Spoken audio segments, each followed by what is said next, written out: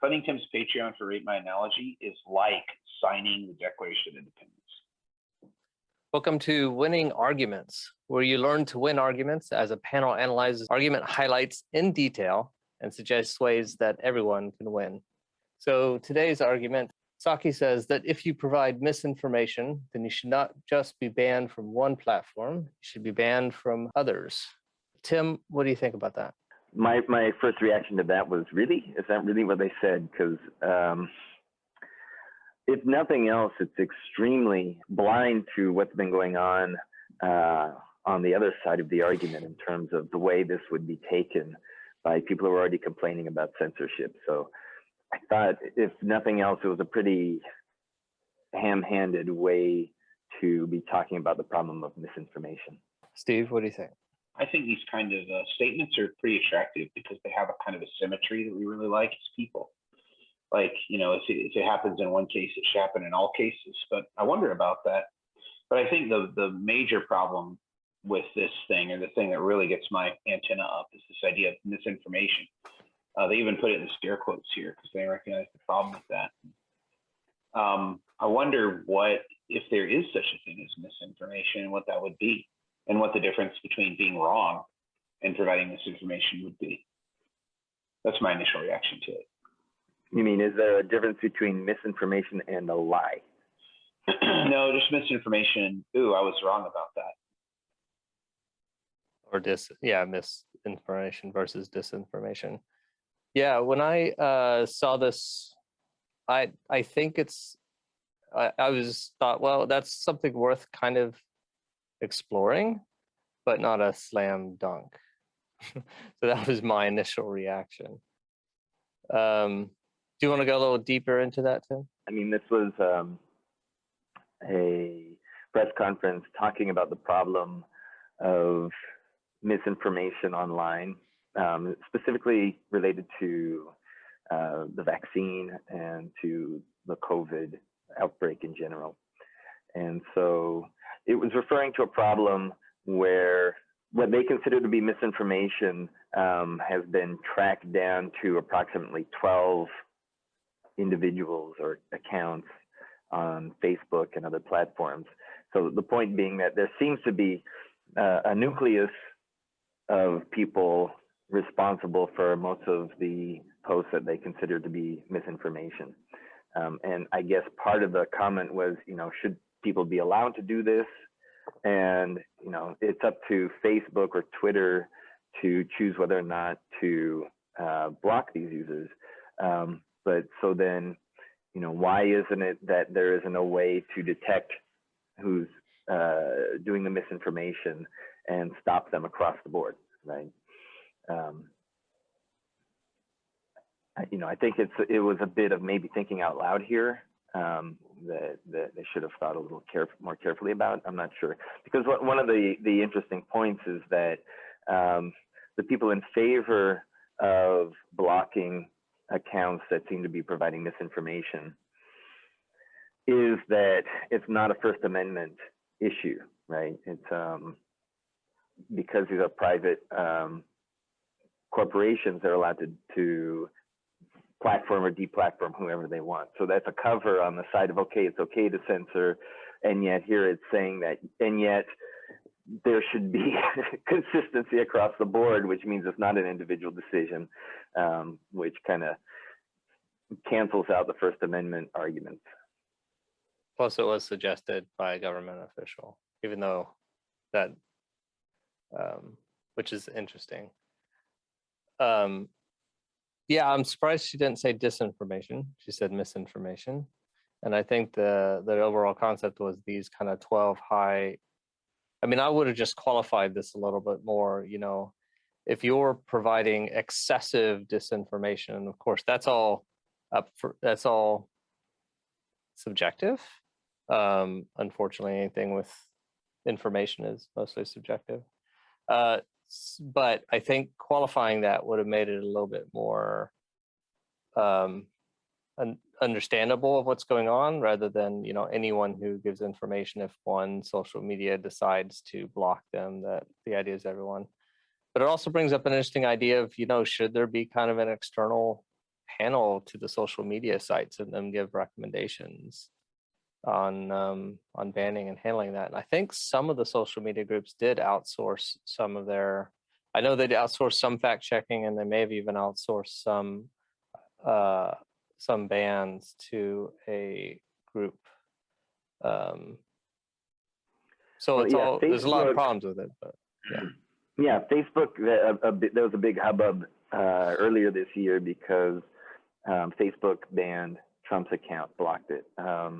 And they do have an independent panel that was supposed to review their policies and their application of the policies. And in the case of ex-President Trump, they determined that, it was a very weak determination, essentially. The weak determination was that the problem was that Facebook left their treatment, their banning as undefined, right? It was like, they didn't decide whether or not they were banning him for good or for a determined amount of time. And so they came back and said, well, the problem here is you didn't say how long he's banned for. So there is sort of an independent panel, and I think that the opinion that a lot of people came away with their handling of things was that it's pretty ineffective and weak, I guess. But it's definitely an interesting idea and definitely worth exploring more, I think. And so yeah, that's an interesting part of this discussion. You said that also they should have provided more context. There is a lot more context, right? It's in this one quote. You can't get all the context. And I think in the actual press release, there was more context provided. in this case, we're looking at the quote that was pulled by a organization of her speak. So she was in context with what she was saying. I guess I'm saying just more. Although I still think, I don't know. Actually, I need to look up whether she said misinformation or disinformation, because this isn't an exact quote. This is a paraphrase. I think that's another interesting side to this discussion, our discussion, which is the problem of this kind of debate online, right? Where you're giving a press release and like I said, there's a lot of context given. And this is in the context of maybe 12 people who are responsible for most of the problem as they see it. None of that is here in the quote. And so essentially she said one phrase that I think was unfortunate, and I don't know their opinion, but probably would have rewritten or retracted. If every single word that she said could be scripted, they probably wouldn't have chosen it, because the way these debates happen online is exactly this. Somebody took the one phrase that is pretty damning from an anti-censorship perspective and excerpted it and is now turned it into a tweet. Steve, do you have anything to add on that? Yeah, this quote's pulled from an exchange, right? So this is a press briefing, and this was a response from a journalist talking about something that was, it's always kind of on the table. But one of the things I think is interesting looking at this is why wouldn't it's kind of funny, why wouldn't the White House say, instead of getting involved in what these companies ban or not, why wouldn't they say we need to provide comprehensive media literacy training to the American people? We need to provide resources for literacy, media literacy, or statistical literacy to the American people. It seems like a funny way if they really wanted to eliminate misinformation. But I feel like, and I think this is kind of obvious to say, governments want a monopoly on misinformation, which they would just call information. Historically, that's what governments do. They're like, no, we're the source of information. It's a monopoly. So it's a little bit of fear here in the fact that they're like, well, we would support these companies curating their content to make profit however they want. And Facebook, Twitter, all these organizations aren't really interested in information. They're interested in clicks, which I guess is a kind of information, right? So they're not going to curate it in the way the government would, but it's not like one of these points of view. Maybe the people that you guys are talking about in terms of the internet debate about censorship, maybe those people would be the people interested in really getting to the truth. But I think this is a battle over who gets the massive share of the market, government or Twitter or Facebook. Who gets to control the misinformation best? That reminds me of the podcast I just listened to recently, an interview with Eric Weinstein, that maybe we'll look at in another edition of this. But the point he made that I think was pretty well stated is that, he was talking about the problems with the CDC and public health policy, and was saying that the position they take is that their goal is to produce the best health outcome as they see it. And so their responsibility is not to the truth, but to making the best argument towards reaching their outcome. In other words, influencing people, even if it's not being truthful about it. And this might be sort of what you're saying about, the struggle of who gets to control the information. Yeah, maybe we should go back and pull the statements where they said you shouldn't wear masks and talk about how they phrased that and how it impacted them a year later 6 months later when they told us to wear masks. I mean, I could even go, I don't know how long you want the show to be. This might be whacking the hornet's nest, but there might be a case to say misinformation is kind of important, because what it allows, the short version of that, it requires reiteration of particular principles and ideas and policies. So if misinformation enters the public conversation on something like the Delta variant or vaccines or what have you, that misinformation might be an opportunity for someone you might feel compelled to address it.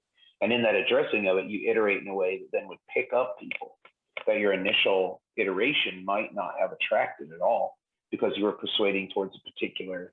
I mean, I know from my experience, when I encounter strange tweets, I'm like, why would that person think that? It makes me reword my argument in a way to where people are like, oh, okay, I see what you're saying now. So there might be some value to misinformation. I'm certainly not saying that mimicking a public health department, or the things like the Russian spammers were doing in the 2016 election, mimicking a party or mimicking a state office on Twitter. That's obviously something that should be banned.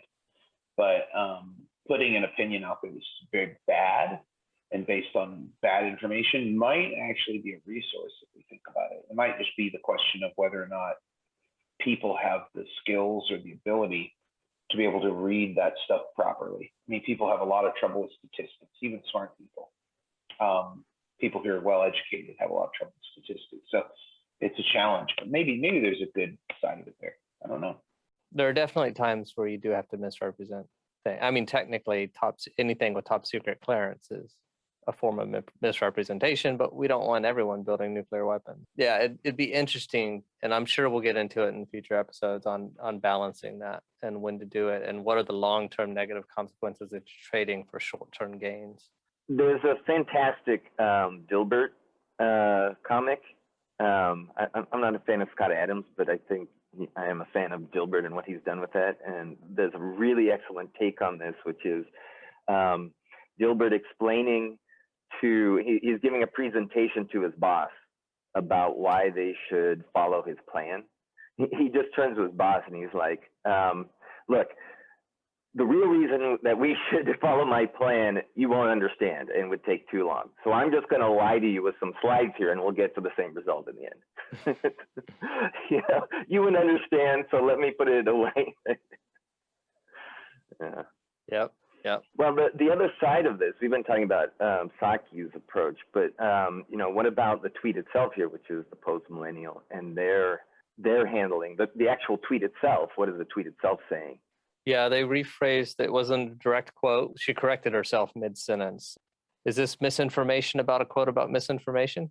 From my perspective, they took out the essence of what was offensive to them, right? They're rewording it the way they heard it and they want people to hear it, which is essentially the government here. They specifically use the word banned, right?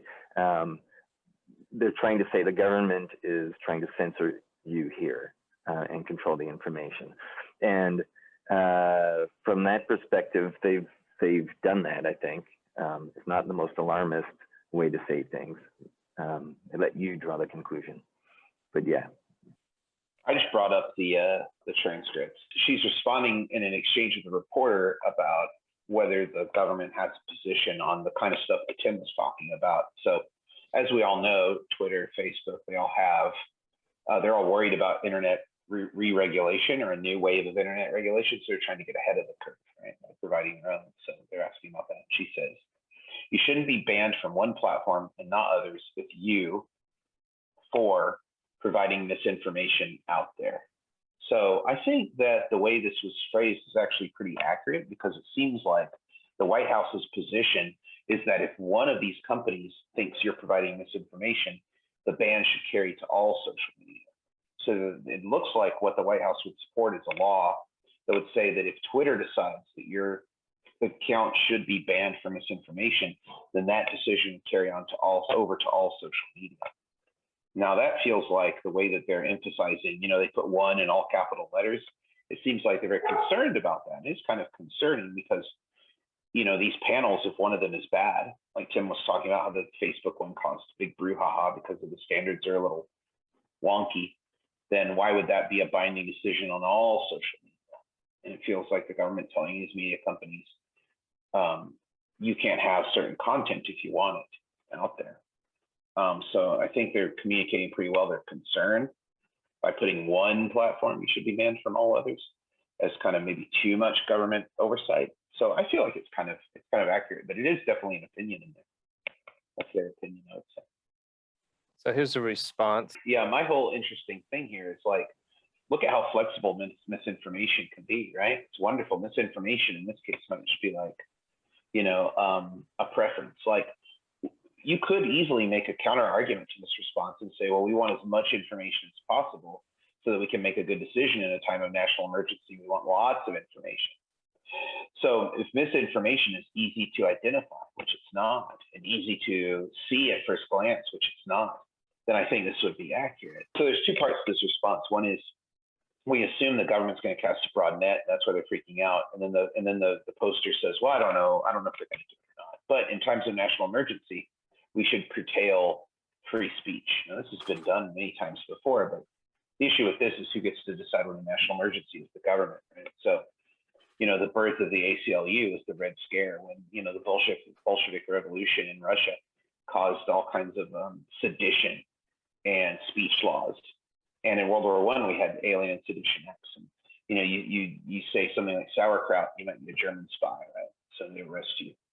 So this kind of ridiculous. So the government goes completely crazy at times like that. But I think it's funny because it just shows how hard it is to say what misinformation is, and how it would be easier to do it on the receiving end and just have more comprehensive and available educational tools for media literacy or just rhetorical literacy. Like, how do I evaluate a claim? How do I evaluate evidence? Things that we think that we're pretty good at, but we probably could use more education in. So that was my thought on this one. How funny they just kind of whiff it might be a broad net, whatever. But in times of national emergency, I want an absolute empowered government telling me what information is or not. Yeah, it might not be the case. You might not want that. There are some interesting questions that this brings up too. This goes back to what you were saying also about the Russian misinformation campaigns during the elections, right? That could be seen as a foreign threat, right? It's affecting our democratic process. And there the government took some action against the sources, right? They tried to put sanctions on the perceived misinformers and so on. And what's interesting is, the First Amendment protects U.S. citizens from the right to speech. Online, how do you know who's doing the speech, right?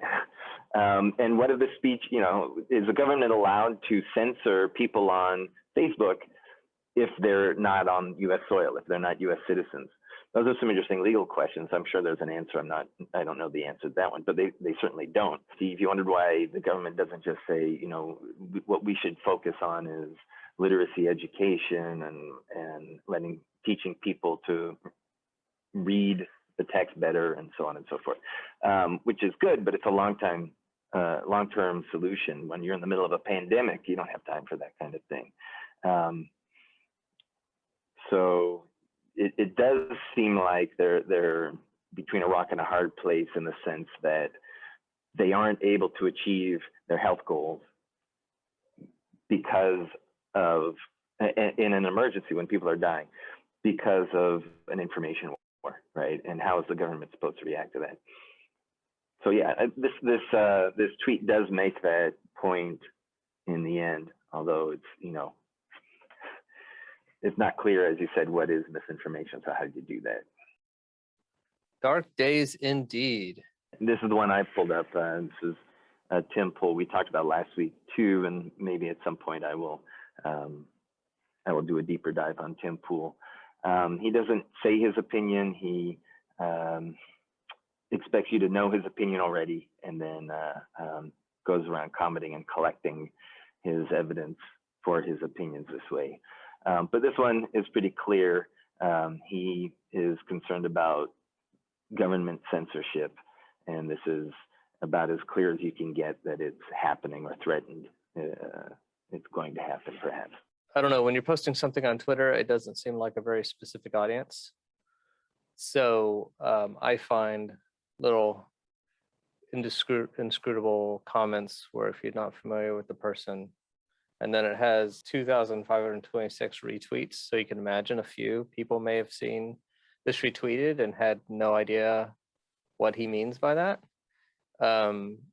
So I would mark this as an effectiveness of 1 out of 10. That's my response. Scale. That's a good Olympic era scale to be like, I give this a 1.255. I may be playing the Russians in that. Really tough. I think that this tweet is not as esoteric as most of his tweets. It's pretty direct, but it requires you to understand certain context, right? I think most American citizens will understand the context, which is that the government is not supposed to be meddling in what people can and can't say and trying to get people banned from social media. So if you understand that context, then what he says seems pretty clear, especially since the tweet that he's quoting is pretty direct itself, right? Yeah, that's a good point. This is a slightly different tweet. Talking on deplatforming American citizen. That definitely gives it more context. And a good thing about it as far as rhetoric is it is concise and it is witty. So I probably should give it more like a 4, right? Yeah, I'd give it a little higher score. I mean, I think you should do what you like. In rhetorical theory, we don't just think of audiences as one being, right? There's multiple layers of the audience at once. So we have this theory called second persona theory. So a rhetor, someone who's speaking, addressing an audience like Tim Pool, can be speaking to the audience on Twitter, which would be hard to, like Bentley said, very hard to understand who you're talking to. It's this global audience that's parsed by economic, language, culture, religion, all over. So there's that audience, but then there's also the second persona, which is how does your audience that you want to reach imagine themselves? So traditionally, outside of social media, this would be if you're talking to a bunch of people in rural Missouri, for example, and you start mentioning Thomas Jefferson or Jeffersonian democracy, maybe that audience imagines themselves as directly connected to the Jeffersonian tradition of civil rights and interpretation of freedom. Now that seems like kind of weird, right? I mean, it's a little easier to accept that in the world of social media than it was when Black was writing this theory in the 1970s, where it's kind of like, wow, we do imagine ourselves in these weird relationships across time to people we'll never meet and constitute ourselves as an audience that can move forward. Maybe Tim Pool is doing a little bit of the second persona kind of work, where he knows he's addressing this impossible to metricize audience, but he also has an audience that imagines themselves as very insider, very edgelord. They're really up on what's really going on in politics. And maybe that's the audience he's trying to, in one movement, constitute and address at the same time. So it might be that going on as well. I mean, there's more to it. You can get many different layers of audience, but he might be talking to two audiences at once. The actual Twitter audience and the audience that imagines themselves as defenders of free speech. Any comments on this reply? I mean, I think this is another one of mine, which I think was great. Who decides what's misinformation? And then the guy provides his examples as two things that I think most people would consider to still be misinformation. It's really difficult it is. And this is also like, again, at the beginning of the podcast, I was saying, what's the difference between being wrong? So I guess there's a difference to address Tim or Bentley. You're talking about disinformation and Tim's talking about lying. there's an intention argument there. But is there a difference between being misinformed and misinformation? Maybe that's the way to think about it. Like, is Big Rick misinformed, or is this misinformation? Like, is he willingly attempting to push the line between disinformation, like bad source, even though you vetted it, it's still bad? Or it's good enough for my purposes, so I'm going to run with it, which might be closer to lying. It's kind of an interesting sliding scale we're kind of ad hocing together here. Yeah, I kind of think that misinformation is a thing, right? It's like a meme. It's the information that gets propagated.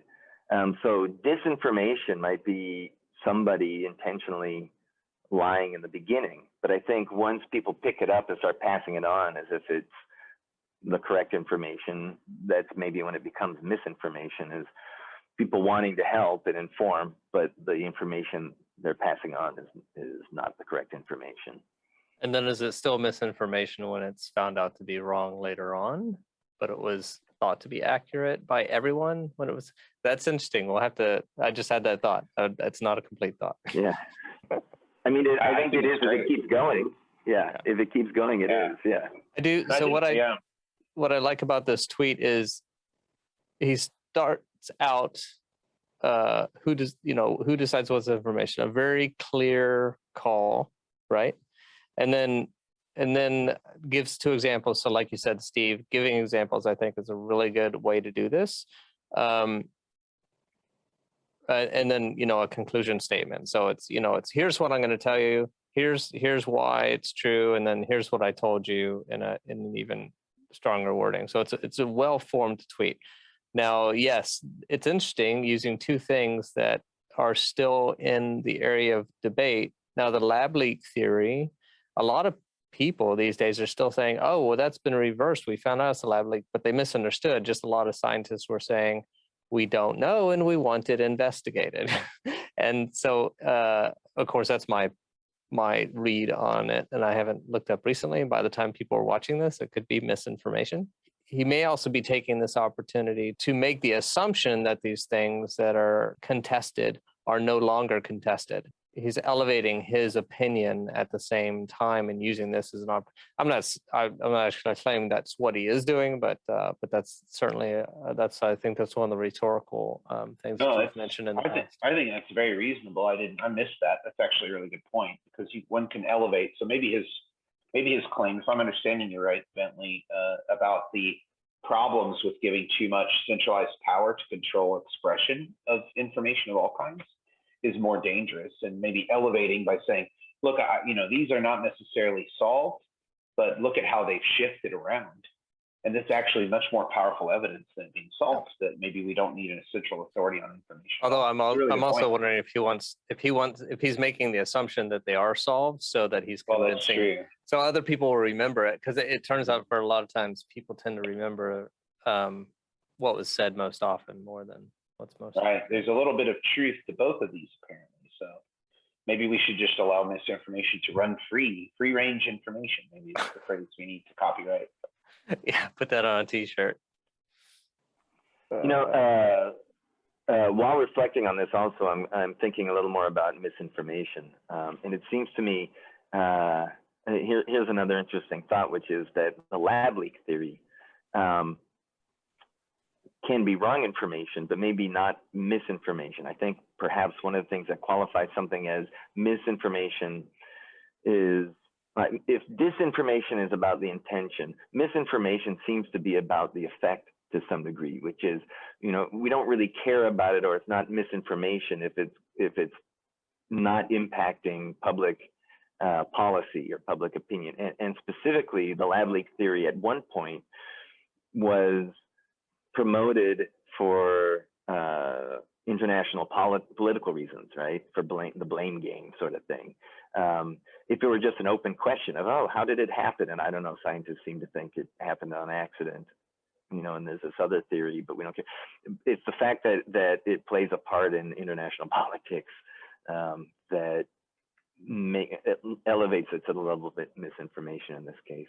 People who were dying from cigarette smoking before COVID, people were still dying of drug over. Oh, people were dying. People were still dying. Some grammar issues here. Yeah. We're gonna have to But- deduct some points there. right, yeah. A whole minus half point for any grammar errors. People were dying from cigarette smoking before COVID. People were still dying from drug overdoses, fentanyl coming across our southern border. What are they doing about that? They aren't going door to door, knocking on doors, looking for fentanyl. Who suggested this tweet? I think I did this one too. I'm the worst offender in this kind of stuff. This is one that's kind of on the line for. Isn't this kind of on the line of maybe the snark or something? It should be the does feel snarkuments, maybe. Snarky. Yeah, it is a little snarky, but I also think this person is not trying to be snarky. I think they're just upset, right? They're just upset and they're really like, so, I mean, this is a common kind of argument. Like, look, we had this worst death problem, but we've heard all the worst death arguments in COVID, right? There's worse deaths out there. There's all these people dying from things that people aren't, the government isn't addressing. So on one side, we have cigarette smoking, and currently we have fentanyl, and both of these have killed and are killing much more people, but they're not going door to door knocking for fentanyl. Well, I mean, obviously it's not legal. Thank God, right? Thank the Constitution that it's not legal, Fourth Amendment. How could we improve this? Either the tweet or the phrase that Saki said to be more effective and maybe in a way that more people and maybe everyone could win. Tim, you want to take a crack at that first? Yeah, I mean, I think that she should have been a little more self-aware of the dangers of what she's talking about, which is people seeing that it can be taken as censorship, right? That should have been in the back of her mind the whole time. So instead of saying banned, that's the first word she should have avoided. I would have phrased it that, if it's found that a concentrated group of people are trying to misinform our citizenry, then there really should be a way for all the platforms to work together, something about that, something about sharing information about the misinformation rather than banning across all platforms. Yeah, I mean, there's a lot to play with here. I mean, one of the things we have to realize is the press secretary is speaking for the White House. So this is the White House speaking. So this is like a mass in law and politics and political economy. But I think one thing that might have been better would be to maybe take the foot off the gas a little bit and say it's confusing from the White House's point of view why, if someone's providing misinformation on social media, the social media companies wouldn't work together to make sure they're not doing it on all the platforms. So instead of coming in with this kind of authoritarian, like, this is almost like with the weight of policy, right? Like, we could rephrase this and not lose anything and say the White House would support legislation, president would support legislation. That means a ban on one is a ban on all. Now that sounds like government overreach, tyranny, authoritarianism, all that. But you could punt the ball to the social media companies and say, it doesn't make any sense if one of them bans for misinformation, the other ones permit it. That doesn't seem like a good information environment. It doesn't seem like a good place for the internet in this country where these companies have so much power. They could have punted it that way too, which I think would have been a really good way to do it, especially in the context of coming internet regulation and new internet regulation bills that are probably going to come up in front of Congress pretty soon. Yes, it is the White House. She was speaking off the cuff, answering a question. So I would cut her a little slack. But it is interesting, though, when you answer quickly like that, sometimes your subconscious things that you might not say kind of come out in your internal monologue. But I would have used disinformation, and I really like the idea of saying sharing information and coordinating, and avoiding the word banned probably might have been good. And the other stuff we talking about kind of a due process in the social media organizations is, I think, an interesting idea, to where you ban someone, it's for a set period of time, and then there's a review, have more solid processes, but not dictated by the government. When System 2 finally kicks in for the government here, I think there's another even more omni-win for everyone regarding this situation, this problem, which is maybe instead of talking about deplatforming or banning a couple of users who are causing all the harm, they should focus they should be talking to the social platforms about what maybe is the real problem, which is, we all believe that more information and the light of day, sunlight, sterilizes and brings out the best information. That's what we believe. That's why we have the First Amendment, right? So how is it on your platforms that 12 people are allowing this information to spread so far without getting properly debated by the experts and the people who are in the know and so on? That's the problem maybe they should be focusing on with these social companies, right? Yeah, this makes me think that maybe the White House, I think that Pulaski, all these people are probably, she knows exactly what she's permitted to say and what the aim of the, she's in very high level meetings all the time. So she knows exactly what their attitude is. They're just communicating it is hard sometimes because you don't know what the press is going to ask. But I think maybe even if it's impossible, they might not even be interested in a policy like this and know it's impossible to get. But by saying something like this, they actually trick the companies and motivate them into doing certain things they know legislation couldn't do. So they're like, well, we don't want the government involved in what we're doing. It could be that too. Yeah, and also I think just a slight emphasis on excessive disinformation may have been a way to put it, that these are very rare cases where there's just 12 out of how many millions of people are. Right, and that takes the focus away from the average citizen here. They're not trying to control the average citizen. There's obviously an outsized problem here of some people who have grown dangerous. I don't know. I'm moving over into the place where people could put themselves, but there is something here where there's maybe only 12 people that are worrying them. It wouldn't be you, average citizen, who's allowed to express your opinion. Let's go ahead into our new segment called Snarkuments. The name may be changing 9.975 on the Snarkuments name. All right. Does tanning your testicles increase testosterone production by 350%? Maybe, maybe not. I don't know if that's misinformation, but it certainly got my attention. This isn't actually really an appeal to by humor necessarily. They happen to take in a topic that really got your attention, right? So they're not really making fun of the poster, which is what usual snark is. It would be, a snarky response would be like that. But they are giving an example of what could be harmful misinformation here, right? I don't know if this is misinformation, but anyway, of course, the response below is just somebody making a joke. I don't know, Steve, if you want to take on the response to the response or anything, but yeah, I'll take it. I'll take a swing at it. I think that this is like the funny part about trying to create an extreme example. If I'm going to try to create an extreme example to show like this is obvious misinformation, but I think that the responder is kind of making a clever joke that almost anything is unidentifiable as misinformation. When we say this is obviously misinformation, people will be like, is that really so? Like and this is also tied up with things like authority and expertise and stuff. Like it's hard to know when an expert is making a joke sometimes.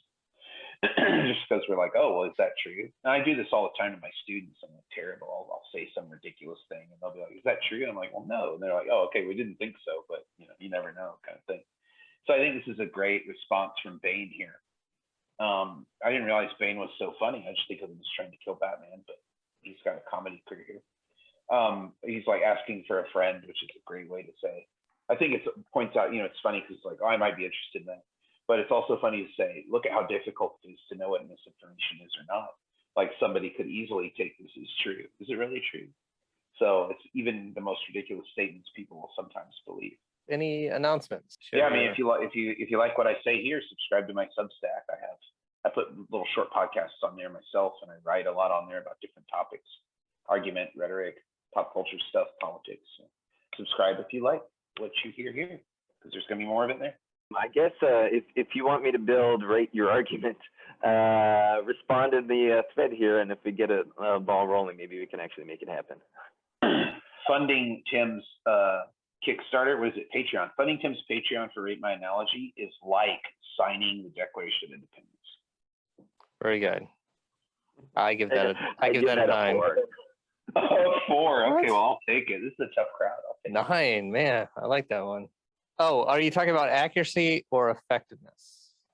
That's a great question. Like, Oh, you need there's more than one rating, right? Right. So I give it effectiveness of 7 and accuracy of 0.2. Very good. I'm not Yeah, going I to get think hung, that- hung by the British if this doesn't work out. So I think this point. For me, if people want to check out Gullibot, link will be in the doobly-doo, GULLIBOT.com. It's not quite ready yet, but if you want to get on the ground floor and learn more about the project, it's a robot to help reduce misinformation, to help people come to agreement on a society-wide scale. That's great. Well, thanks everyone. This has been a Winning Arguments vidcast. Please like, subscribe, and share. And let us know any debates that you see online or comments or snarky comments that you want us to include in future episodes. Thanks.